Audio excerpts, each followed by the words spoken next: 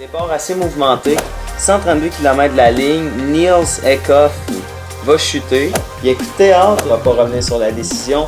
On a nos deux Québécois qui ont terminé, Nick Zukowski et Laurent Gervais. Donc j'espère que vous allez apprécier ces entrevues-là. Bonjour, bienvenue au résumé de la troisième course des championnats du monde qu'on a couvert, soit la course U23 des messieurs. Donc une course de 173 km qui partait de Doncaster, comme la course des juniors femmes qu'on a eu ce matin, et qui se terminait évidemment sur le circuit à Harrogate, avec deux tours du fameux parcours hyper technique là, de 13,6 km.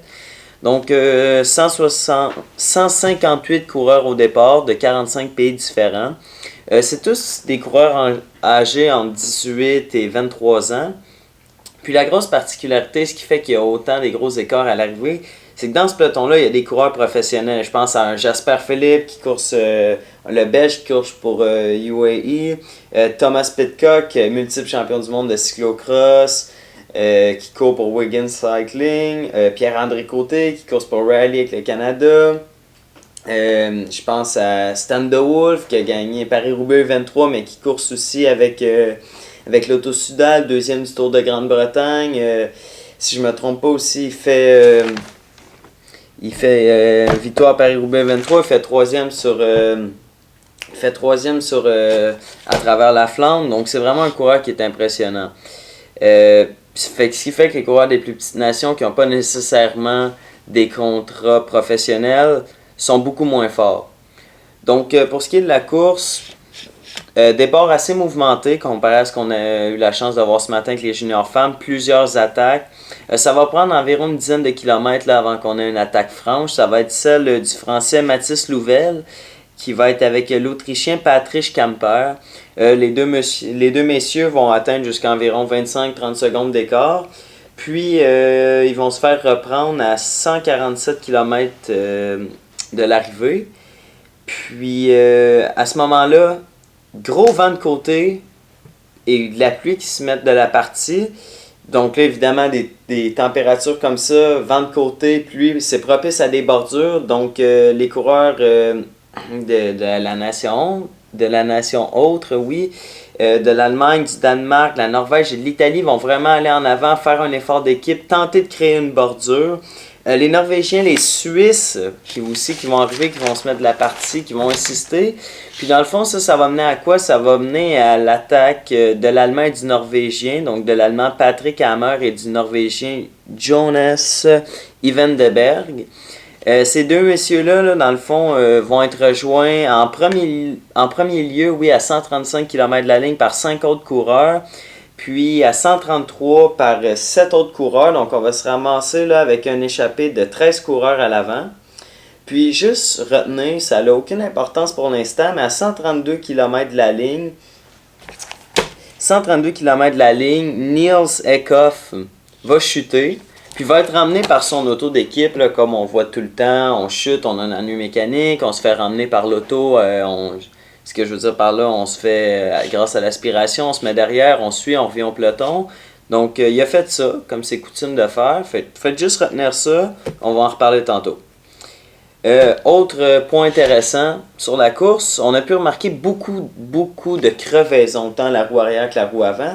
Ce qu'on nous a expliqué par les locaux là-bas, c'est qu'à cause du vent et de la pluie, il y a beaucoup de débris des champs qui s'est ramassé sur les routes, ce qui a causé beaucoup de flats. Puis malheureusement, là, c'est venu jouer dans la course. Là. On a même eu des flats à 20-25 km de la ligne, donc ça vient vraiment briser les espoirs de médailles, voire de top 10 pour un coureur. Après ça, on assiste à un 40 km là, beaucoup plus tranquille, où le peloton va être compact, il va y avoir une ou deux tentatives d'attaque, une petite chute. Mais sans plus, parce que dans le fond, là, l'échappée va avoir environ une minute d'avance quand l'échappée de 13 coureurs, quand on va arriver au ravito, qui est à 76 km de la ligne. Puis là, on se rapproche progressivement de la difficulté de la journée. Patley Bridge, oui, excusez-moi. Donc à 69 km de la ligne, on va avoir une chute massive, 20 coureurs impliqués. Il va y avoir 2 Belges, 2 Suédois, mais surtout Thomas Pidcock, ou Tom Pidcock dans le jargon, va être impliqué dans la chute et lui, il est leader dans le fond. C'était le leader désigné pour la Grande-Bretagne. Donc il chute. Il va réussir à revenir dans le peloton, va devoir changer de vélo à cause d'un ennui mécanique, mais va se replacer juste avant le début de la difficulté. Mais ce qu'on voit, c'est que c'est vraiment un peloton stressé, c'est un peloton compact, parce qu'on approche la difficulté. Ça roule vite, tout le monde va être devant, les équipiers veulent être avec leur leader et vice-versa. Donc, il y a beaucoup de mouvements dans le peloton, puis c'est ce qui a causé cette chute massive-là, puis c'est ce qui en a causé d'autres aussi, des plus petites, là, qu'on ne fait pas nécessairement la nomenclature. 57 km de la ligne, les choses sérieuses commencent. Brian McNulty, leader de l'équipe américaine, attaque dans la côte, fait une sélection et va sauter, va totalement exploser. On a eu la chance de le voir là après la course, on n'a pas pu lui parler, mais a abandonné là, dès l'arrivée au circuit final. Donc il est peut-être allé trop fort, pensait peut-être qu'il avait des bonnes jambes. Bref, il abandonne après ça. Ce qui se passe en avant dans l'échappée, Stan de Volt, le Belge qui fait le forcing, dans le fond, va créer une cassure. 4 coureurs vont se ramasser à l'avant. Mais là, même malgré ça, ces 4 coureurs-là vont se faire reprendre parce qu'au sommet de la côte, c'est très exposé. Il y a environ un secteur de 6-7 km, plein vent de côté avant la descente. Et là, c'est vraiment là que la course va se jouer. Il va y avoir une bordure qui va être faite dans le fond. Le peloton va totalement exploser. Les Belges, les Norvégiens, les Allemands, les Suisses, puis surtout les coureurs de la Grande-Bretagne qui connaissent cette route-là par cœur, font la bordure, font le forcing. Il y a un groupe à 49 km de la ligne là, d'environ 20 coureurs qui va se séparer. Puis c'est un groupe avec des coureurs de toutes les nations, sauf des coureurs de la Hollande, du Pays-Bas et des États-Unis, qui malgré que tout le long de la course on fait le forcing, manquent le coup. Donc est-ce que c'est parce qu'on attendait Brian McNulty, oui, qui venait de sauter? Pourquoi? On ne sait pas, ces deux nations-là manquent le bateau. Donc on se ramasse avec un groupe très puissant à l'avant, très nombreux aussi, avec des équipiers, donc pas juste des leaders, donc ça a forcé les nations à prendre les relais. Juste petite information sur nos Canadiens à ce moment-ci de la course. On a Laurent Gervais qui venait probablement d'exploser parce que durant la côte, il a donné un gros relais, oui, pour Nick Zukowski. Nick, à cause de son positionnement, là, qui nous a fait peur que son positionnement n'était pas idéal, donc a été pris dans la bordure, s'est ramassé dans le deuxième peloton, a essayé de faire le pont à une reprise. Tout de suite après la bordure, ça n'a pas marché. Puis plus tard dans la course, a réessayé de faire la bordure. Il a même été à 150 mètres, c'est crève-cœur, à 150 mètres de retourner dans le peloton de tête. Mais malheureusement, comme il nous a dit, il fallait qu'il prenne la bordure au bon moment, qu'il soit bien placé, ce qu'il n'a pas fait. Malheureusement, ça lui coûte, comme il dit, une coupe de place. Par contre, il était très satisfait là, de sa course. Par la suite, 28,1 km de la ligne, on arrive sur le circuit final, on a l'échappée. Le groupe de tête d'une vingtaine de coureurs en avant. À 22 secondes derrière, on a l'autre groupe avec Nick Zukowski, les Hollandais et les Américains. Puis là, après ça, qu'est-ce qui se passe? Bon, on va arriver au ravito sur le circuit, on va boire, on va manger un petit peu, s'alimenter. 24 km de la ligne. Norvégiens et un Polonais vont attaquer. Ils vont essayer de jouer la gang. Ils vont avoir jusqu'à 22 secondes d'avance. Ils vont se faire reprendre 5 km plus tard. Puis ils vont être rejoints par 4 coureurs, dont Tom Pidcock, dont le leader, le favori local. Donc, là, écoutez, nous là-bas, on était sur place. La foule était en délire. Puis ce qu'on nous a dit aussi, c'est que puisque Tom a une connaissance incroyable des routes, c'est ça qui a permis, selon plusieurs, de prendre la bordure, de voir venir le coup dans le fond. Cette expérience-là de courir sur ces routes locales, oui, l'a vraiment aidé.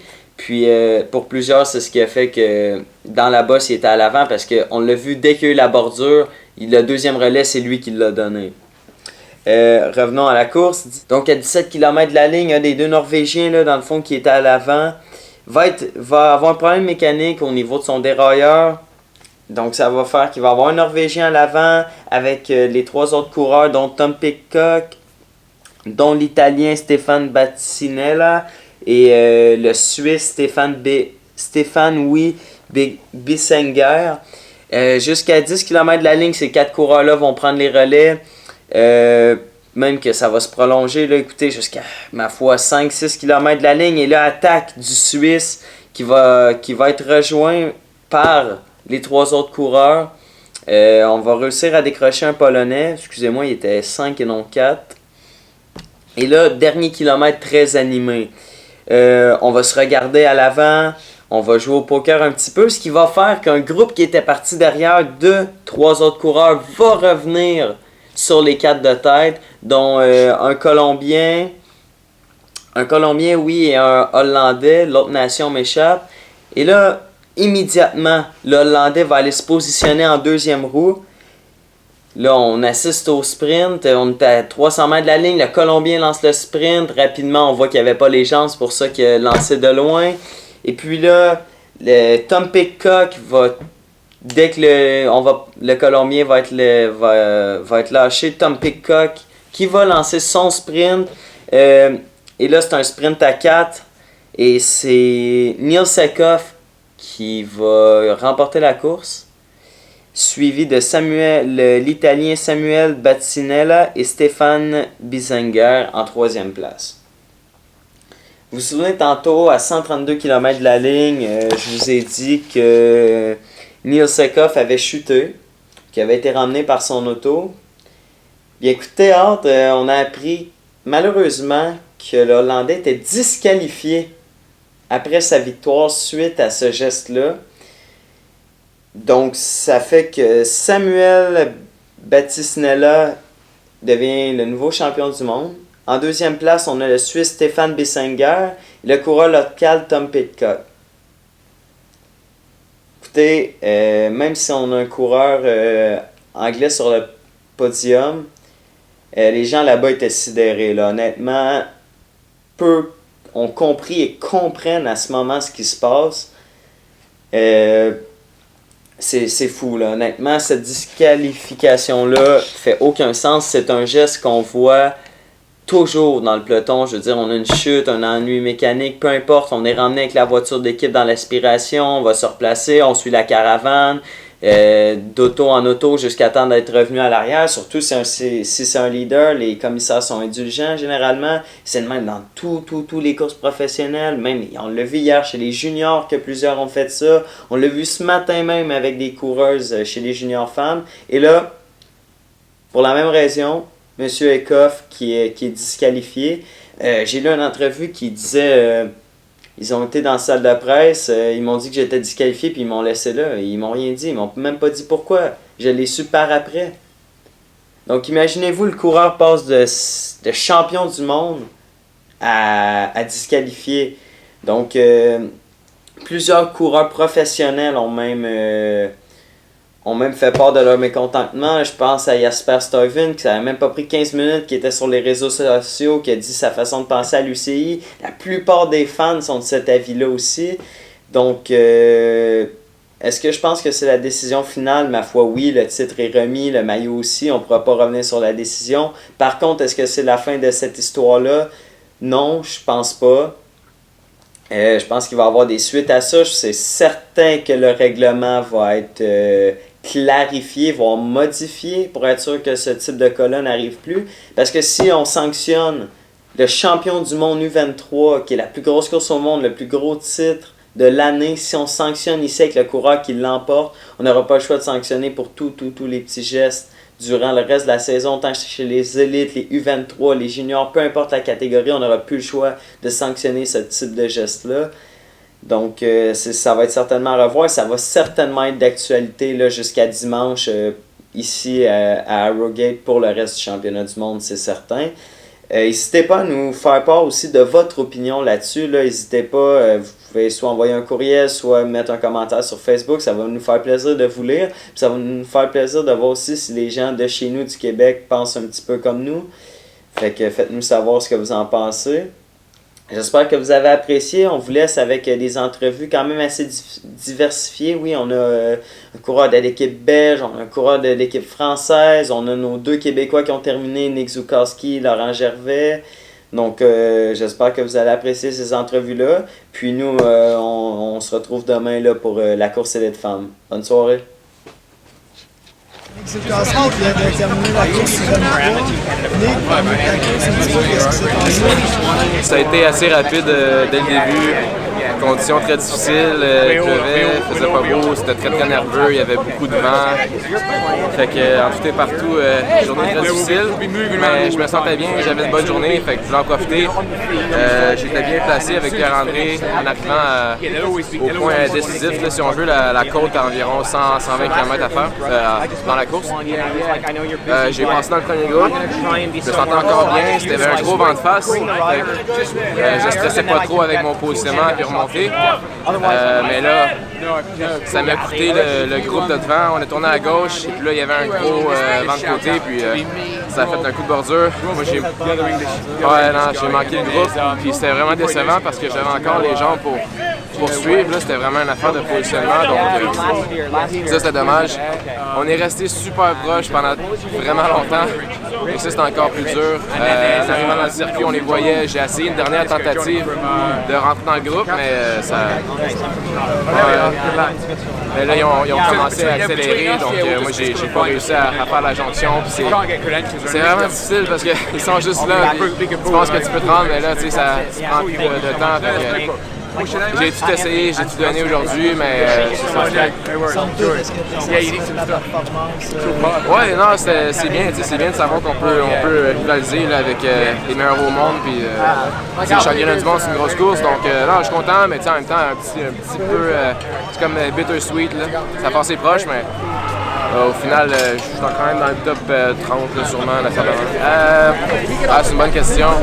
C'est sûr que j'aimerais vraiment ça revenir l'année prochaine, au championnat du monde. Puis j'en tire que avoir des coéquipiers, c'est très utile. J'ai eu le soutien de Laurent avant la côte, ça a été très utile. Pierre-André, malheureusement, il a été pris dans une chute dans une des descentes. Fait que ça, c'était pas l'idéal, mais non, j'ai hâte de revenir, puis j'ai beaucoup appris. Beaucoup amélioré, mais je suis content, je suis satisfait. Parfait, on t'essaie d'imposer, félicitations. Merci. Laurent, tes premières impressions là, tout de suite après la course, qu'est-ce que c'est? C'était dur tout le long. Du début, c'était le chaos total. Puis on se battait pour des positions, puis on a dépensé beaucoup d'énergie juste à faire ça. Puis, mon Dieu, c'était vraiment du début jusqu'à la fin. C'était vraiment dur avec la pluie aussi. Là. Puis là, on est arrivé dans la bosse, puis il y a eu une sélection. Puis ouais, les conditions, tout était fait en sorte que c'était une course super dure. On a parlé tantôt avec Nick. Ouais. Il nous a dit que tu as été vraiment utile dans le fond comme coéquipier. Il nous a dit que tu as été numéro 1 de la façon que tu l'as positionné. Parle-nous de ton rôle un petit peu avec Nick aujourd'hui. Quand PA il a été pris derrière la chute, puis aussi Evan, ben là, il restait moi et Nick, puis on s'est parlé. Je me sentais moins bien, il se sentait bien. Fait que j'ai dit je vais faire mon possible pour te positionner avant la bosse, puis c'est ça qu'on a fait. Somme toute, est-ce que tu es satisfait de ton expérience ici au Yorkshire? Oui, vraiment. J'aurais aimé ça faire le groupe du devant, mais non, je suis vraiment content. Belle expérience. Parfait, un gros merci. Merci à vous. Vous êtes venu, vous êtes arrivé quand? Just finished the race. What's your first impression after the day? Yeah, we was coming for a medal with the team because we are a really strong team with we're two riders in the team. And then with some crashes in the final, the medal is over, and it's a little bit disappointed for us, I think. I feel really good, but 10 km before the climb, I crash for the steep climb, and I know I need to start in the front, and I start one of the last guys, and the race is over there, and for me it's maybe a little bit disappointed because I can show myself today, but yeah, this is cycling, and you need good legs and a lot of luck in this race. And at the beginning of the day, what was the strategy of the team? We was here for Jasper Philipsen. he was ready for take a medal. And Yeah, because he's got a really good season. He won the Paris-Roubaix Espoir and he raced for a professional team. So yeah, you ride for Imarat, and he is a really strong rider. And I was also third in Roubaix, Yeah. and I know that true. he was strong. But yeah, today you need to have a lot of luck, and yeah, if you not have the best legs in this race, the race is really fast over. But that's cycling, and that's a world champion. It's just one day, and then you need to have everything. So, thank you and have a nice day. No problem. Ça va bien? Oui, oui. Ouais. La course vient de se terminer. Tes premières impressions sur ta journée? Ah, c'est vraiment une journée difficile hein, avec les conditions météo et un parcours très propice aux bordures et casse-pattes dans son final.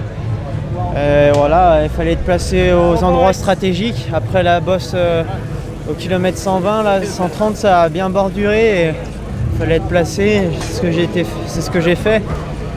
Et voilà, après j'étais un peu isolé dans le final contre plusieurs nations comme les Pays-Bas et la Grande-Bretagne qui étaient plusieurs. J'essayais de me faire isoler pour oublier plutôt pour attaquer dans le dernier tour, mais je me suis fait surprendre dans l'avant-dernier tour. C'est parti, j'étais mal placé et ouais, c'est vraiment frustrant de perdre un peu la course là-dessus, quoi, parce que les jambes étaient bonnes. Mais somme toute, est-ce que tu es satisfait de ta journée ou ce moment-là dans la course? Non, forcément, je suis pas satisfait. Il y a toujours mieux à faire que ce que j'ai fait. Hein. J'ai une erreur d'inattention dans le final et voilà, je perds peut-être le podium, voire même mieux. Alors non, c'est frustrant parce que ça se représentera pas tous les jours, quoi. L'occasion de jouer la gang sur un mondial, ouais, c'est vraiment dommage. Ouais, félicitations puis bonne fin de journée. Merci.